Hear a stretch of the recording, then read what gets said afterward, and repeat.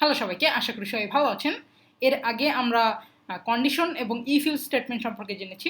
আজকে আমরা if ill statement use করে একটি প্রোগ্রাম লিখবো, সেটা হচ্ছে গ্রেডিং প্রোগ্রাম।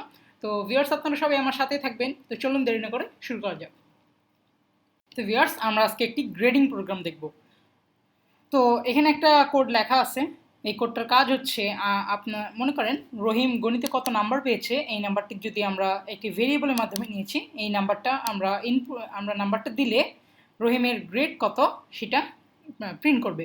আচ্ছা, তো এখানে প্রথমে রহিমের মার্ক দেওয়া আছে 90, মানে রহিম গণিতে পেয়েছে 90। এখন এখানে আমরা ইফ এবং ইলসিফ কন্ডিশন ইউজ করছি। প্রথমে দেওয়া আছে mark greater than equal to 90, মানে আমাদের মার্কটি যদি 90 থেকে 90 সমান অথবা বড় হয় সেক্ষেত্রে গ্রেড প্রিন্ট করবে A+। এরপরে মার্ক যদি 80 থেকে 89, মানে 80 বড় বাট 90 ছোট হয় সেক্ষেত্রে গ্রেড প্রিন্ট করবে A।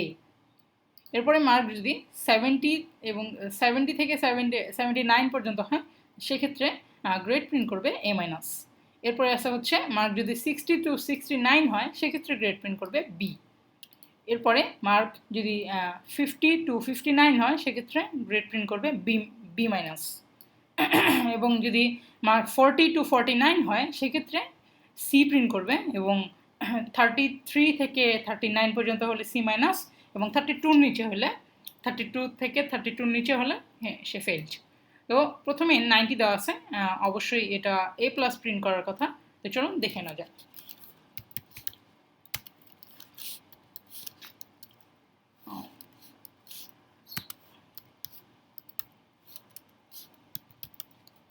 Great, your grade is A+, কারণ আমাদের মার্ক হচ্ছে 90।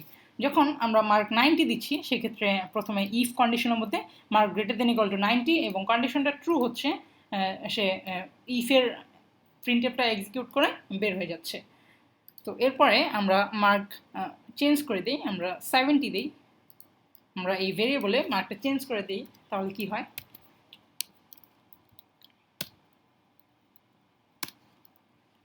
এখন আমরা 70 দেওয়াতে দেখাচ্ছে A-। আমরা A- জন্য কন্ডিশন দিছিলাম greater than 70, greater than equal to 70, মানে আমাদের মার্ক যদি 70 এবং 70-এর উপরে হয় সেক্ষেত্রে A- প্রিন্ট করবে। এক্ষেত্রে প্রথমে আমরা যখন 70 ইনপুট দিচ্ছি সেক্ষেত্রে ইফে এসে চেক করে এটা ফলস, এরপরে চলে আসে ইলসিফে, এটাও ফলস, এরপরে সে আবার পরের ইলসিফে আসে এটা ট্রু, এবং সে এই ইলসিফের প্রিন্টএফটা এক্সিকিউট করে এবং your grade is A- print করে। সে আর পরেরগুলো চেক করে না, সে বের হয়ে চলে যায়। এরপরে আমরা মার্কটা চেঞ্জ করে দিই, 70-র ক্ষেত্রে আমাদের গ্রেড আসছে A-। পরে যদি আমরা আমাদের মার্কটা চেঞ্জ করে দিই 84 করে দিই, এবার 84।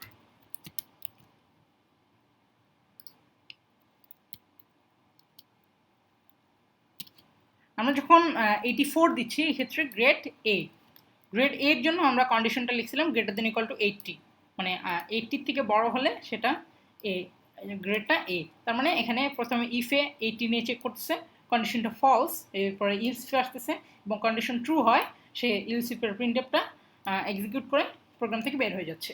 তার মানে 84। এবার আমরা 42 দেই, কি হয়?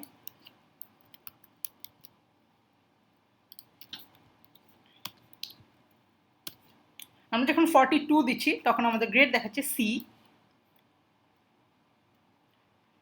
তো আমাদের প্রোগ্রাম হিসেবে 42 মানে গ্রেটার দেন ইকুয়াল টু 40, মানে 40-এর সমান এবং 40-এর বড়। 42 হচ্ছে 40-এর বড়। এই ক্ষেত্রে আমাদের এই ইলসিফটা ট্রু, এই ক্ষেত্রে printf C, your grade is C, সেই ক্ষেত্রে এই ইলসিফের প্রিন্টএফটা এক্সিকিউট করে বের হয়ে যাচ্ছে।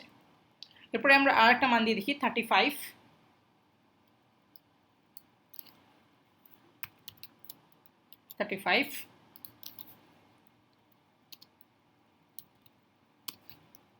আমরা যখন 35 দিচ্ছি তখন আমাদের গ্রেড দেখাচ্ছে C-। আমরা C-এর জন্য দিয়েছিলাম যে গ্রেটার দেন ইকুয়াল টু 33, মানে 33-এর সমান এবং 33-এর বড় হলে সেটা C- প্রিন্ট করবে, এবং আমাদের প্রোগ্রাম সফলভাবে কাজ করছে। এরপরে আমরা আরেকটা মান দিয়ে দেখি 31। এক্ষেত্রে কি দেখায়, আমরা যখন 31 ভেরিয়েবলে দিচ্ছি তখন আমাদের প্রিন্টএফ ইউর ফেইল্ড, কারণ যখন 31 দিচ্ছি তখন ইফে আসে চেক করে এটা ফলস, স্কিপ করে ফার্স্ট ইলসিফে যায়, এটাও ফলস, এরপরে চলে যায় সেকেন্ড ইলসিফে, এটাও ফলস, থার্ড ইলসিফে, এভাবে করতে করতে সবগুলো ফলস পায় এবং লাস্টের ইলসিফটাতে গিয়ে সে ট্রু পায় এবং প্রিন্টএফ ইউর ফেইল্ড। তো আমরা ইফ এবং ইলসিফ দিয়ে একটা গ্রেডিং প্রোগ্রাম লিখে ফেললাম। তো এই প্রোগ্রামের মাধ্যমে আমরা যে কোনো মার্ক দিয়ে তার গ্রেডটা, আমরা যে গ্রেডগুলো ধরে নিয়েছি সেই গ্রেডটা দেখতে পাচ্ছি।